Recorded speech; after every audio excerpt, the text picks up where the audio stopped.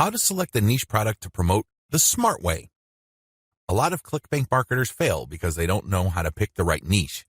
They end up putting in a lot of time, effort, and energy only to lose interest, market to non-existing demand, and otherwise commit a range of rookie mistakes. If you don't want that to happen to you, follow the steps below to the letter. Step 1. List out your personal interests. Right off the top of your head, write down your personal interests. These should be topics that you love talking about and are so interested in that you would talk about them even if you're not getting paid. Come up with a long list. As long as you're truly interested in these topics, write them down. Step number 2, filter by demand, search volume. Go to Google AdWords and create an account if you don't already have one. Once you're logged in, click Tools and use Google's Keyword Planner tool. Enter in keywords that are related to the personal interests that you have listed in Step 1. You should be able to find lots of related keywords to these interests and download these because they will have search volumes next to the keywords. At this point, you're going to delete from your list niches or personal interests that have too little search volume or are too much. You want something in the middle. Step number 3, filter by competition. Now that you have a shorter list of niches to filter, the next step is to enter their keywords into Google's main search box. When you enter a search phrase into Google, you will get results, but at the top left corner, Google will inform you how many pages target that search phrase. Take note of this number and write them down next to each niche keyword. Once you have entered all your relevant niche keywords into Google, eliminate from your list niches that are too competitive. These are niches that have too many pages targeting them. I'll leave this up to you. It all boils down to your comfort level. Some people are comfortable with a tremendous amount of competition. Other people would like something more manageable. I'll leave this up to you so you call the threshold level. Maybe you can deal with 1 million pages. Perhaps you are more ready at ease with 300,000 or less pages. Whatever the case may be, apply it uniformly across all the niches you have left on your list. Step number 4, enter your keywords into ClickBank Marketplace and pick by relevance. Now that you have a fairly short list of niches, pick the top 3 niches that you're most interested in. Enter their keywords into ClickBank's Marketplace and select products based on relevance. Usually, you should be able to find a product, but sometimes your niche may not show up. There might not be a product that's directly related to your niche. There might be something that's closely or somewhat related. Whatever the case may be, pick out as many products from the ClickBank Marketplace that are related to your niche. Step number 5, promote all products at first. In the beginning, you should promote all the products you are able to retrieve using the niche selection process above. Your strategy is pretty straightforward at this point. Promote all the products at your site first and pick the top 3 winners. These are the products that convert the most. Focus on conversions. Don't focus on how much traffic they get. Traffic is worthless unless it converts. Always remember that. Pick the top 3 winners in terms of conversions and stick to those. Note, gravity is not really all that helpful because of different circumstances. I've already mentioned earlier on in this training why you shouldn't just select products based on gravity. Instead, get as many products that are directly related to your niche as possible and promote all those products. You're going to then filter them based on how successful they are. How to get your niche target keywords. At this point, you should already have selected products that you are going to be promoting on your site. Your next step is to find websites that promote these products. Look at their meta descriptions. Look at their headings and subheadings and reverse engineer their keyword targets. These pages target certain keywords. So, get all those keywords. Next, use Google's Keyword Planner tool again to find even more keywords related to these products. At the end of this process, you should have a long list of pages full of keywords that are related to the products that you are promoting. What are you going to do with your keywords? You're going to use these keywords to find places on the internet to promote your 3-layer content marketing system. You are also going to use these keywords to help guide you through the content creation process. You're going to incorporate some of these keywords into the content that you produce. Also, you're going to be using these keywords to find Quora questions that you're going to answer. You're also going to use these keywords to turn them into questions that you will publish on Twitter. Quora Answer Marketing. What follows is a step-by-step guide to marketing on Quora. I've already described what Quora is and how it works in the overview section. If you need a refresher, check video 3 once again to get a clear understanding of what Quora is, how it works, as well as its advantages and disadvantages. In this video, I'm going to step you through the process of how to promote on Quora. Step number 1, use your niche keywords to get questions regarding your niche. At this point, you should have a long list of keywords. These are keywords that are directly related to the products that you have selected. Enter these keywords into Quora's search box. You should be able to retrieve at least some questions related to your niche. Step number 2, Filter questions based on how they fit your level 1 materials. At this point, you should also have your 3-layer content system set up. The first layer is a blog post that informs the reader regarding the problems that they have and the range of solutions, as well as a common sense guide on what to do and what not to do. The layer 2 material that you produce must talk about a particular category of solutions and why they're better than other solutions out there. The layer 3 that you produce uses a comparison of the different products that you have found through ClickBank. I hope that much is clear, so if you haven't done that yet, go ahead and do that. The key here is that your content must answer key questions that your audience members would have in mind when looking for solutions. Also, your content must answer those questions. In step 2 of Quora Answer Marketing, you have to filter all the questions that you have found on Quora in terms of how well they fit your level 1 material. If there are not enough questions that directly fit, you might want to hire a virtual assistant to create questions for you. Of course, they're going to have to use many accounts. They need to switch among different accounts to make it look legit. Regardless, you need to populate Quora with questions that are directly related to your niche and which are directly answered by your layer 1 or layer 2 materials. Step number 3, answer 10 to 15 questions before answering your first niche-related question. If you're going to be using your main account on Quora to answer questions, you have to be very careful. You can't just answer all questions that are directly related to your niche and forget about everything else. If anybody wanted to ban you, they just need to look at your answers and they would see a clear pattern. It's obvious that you were just answering only a certain type of question and dropping your link all over the place. That's a dead giveaway. Don't do that. Instead, answer 10 to 15 questions across a wide range of topics before answering a question that is directly related to your niche. Step number 4, answer your niche-related questions this way. Throughout my years of marketing on Quora, I've noticed certain patterns that grabbed more eyeballs and produced more results. Your answers should fit the following pattern. First, you need to answer the question directly. Read the question several times. What are they asking? What are they not asking? Are there any limits to the answers that they're looking for? Next, quote materials from your resource. If you're going to be dropping a link to your layer 1 content, quote a block of text from that content and explain why it is relevant. In other words, you have a specific answer to the question and then you quote from your source, which is your layer 1 content, and then there has to be a paragraph explaining why that content is relevant or makes sense in this context. After you've done that, you include a link to your layer 1 or layer 2 content and claim that this is your source.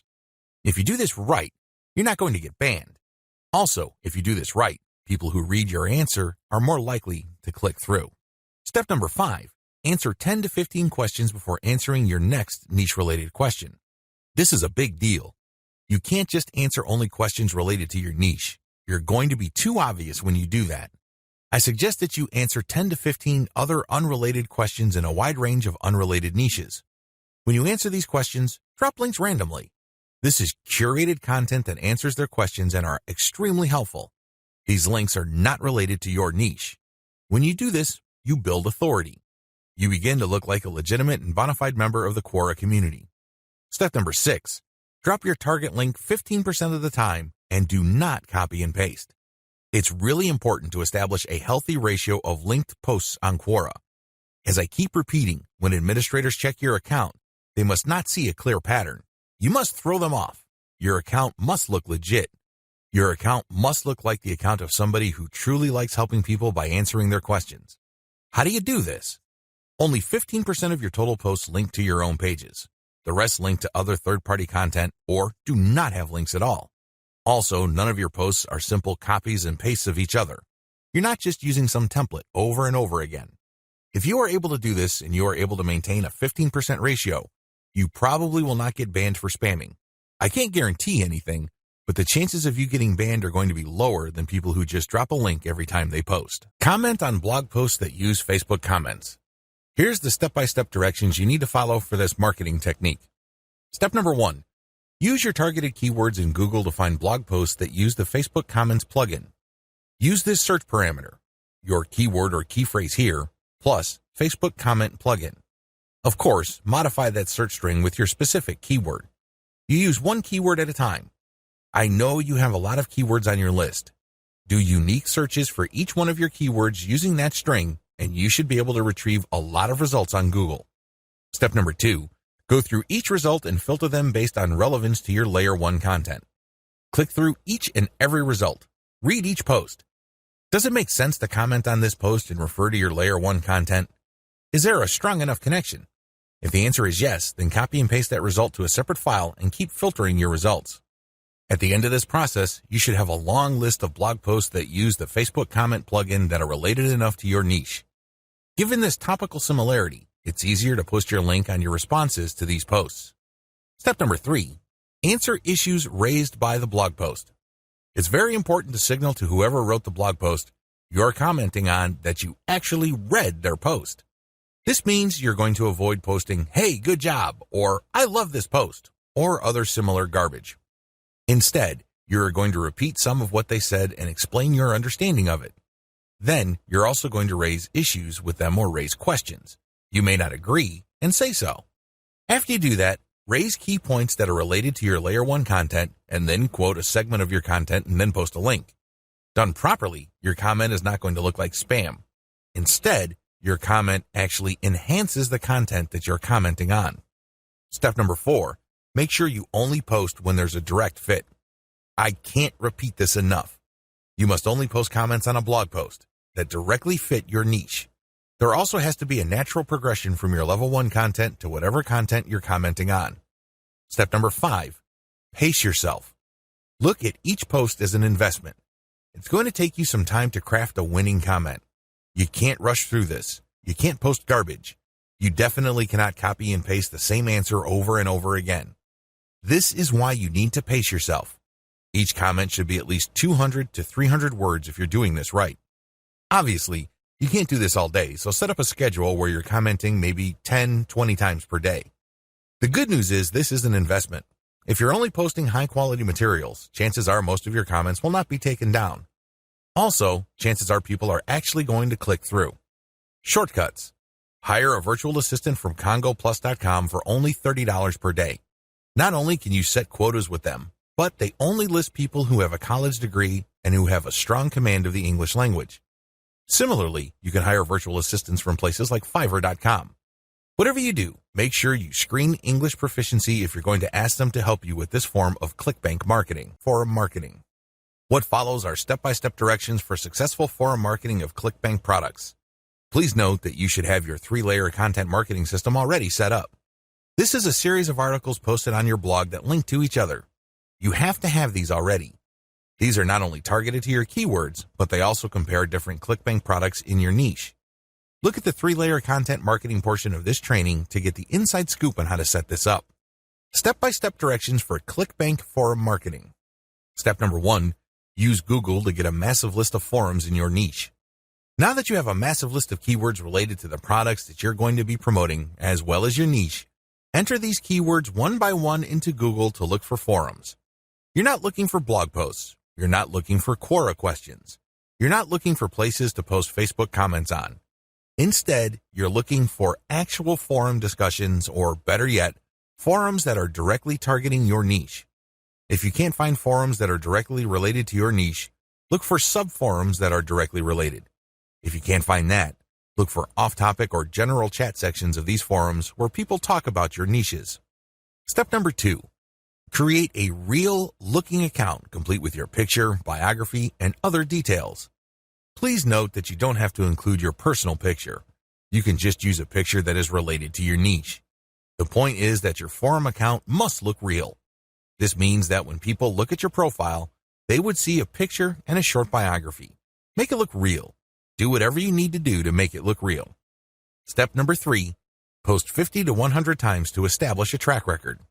I know this may seem like a lot, but if you are really into communicating with other people, sharing your thoughts, and otherwise engaging with forum members, you will be able to post 50 to 100 times over a number of days fairly easily. During this time, you should not drop any links. This is very important, because if you drop links from day 1, you're going to make people suspicious. People might think you're a spammer. Just interact with people, ask questions, raise issues. If they say something controversial, call them out on it. Always be respectful, but get the conversation going. Step number 4, once you have established some level of credibility by posting 100 times, find high-quality third-party links that people are interested in and share that link and talk about that content. You're sharing this material to get a conversation going.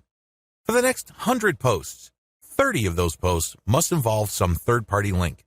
This must be high-quality content, and it should be obvious that you're doing this to get the conversation going. Do not post the same link over and over again. Also, use many different sites. Don't just use one. You should not create a pattern where it's very easy to see that you are there to promote. Step number 5. After 200 posts, drop your own level 1 link as a response. On forums, you can post in 2 ways. You can either create a discussion thread or you can reply to one. When you reply, you're just answering an existing conversation. For 100 posts, respond to other people. But once you reach your 200th post, look for a conversation that is most related to the topics raised by your level 1 content and discuss these issues. Copy and paste stuff from your content and then link to your page as a source. Step number 6.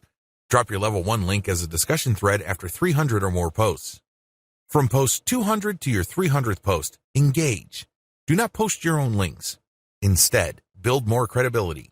By the time that you have 300 posts to your name, you should be able to create a discussion about your layer 1 content. I hope you understand how this works. Follow this sequence. Otherwise, you're going to be dismissed as a spammer. Resist the temptation of just dropping links and leaving. That's not going to help you. People are not going to click your link. Also, many forums enable users to create signatures. These are clickable links of text under their forum account names. Since you're going to be trying to fly under the radar, it's a bad idea to use such a link. Don't do it. The only way you're going to be linking to your website is through the actual discussions and responses to discussions. In addition to message boards and forums, you might also want to consider using Reddit.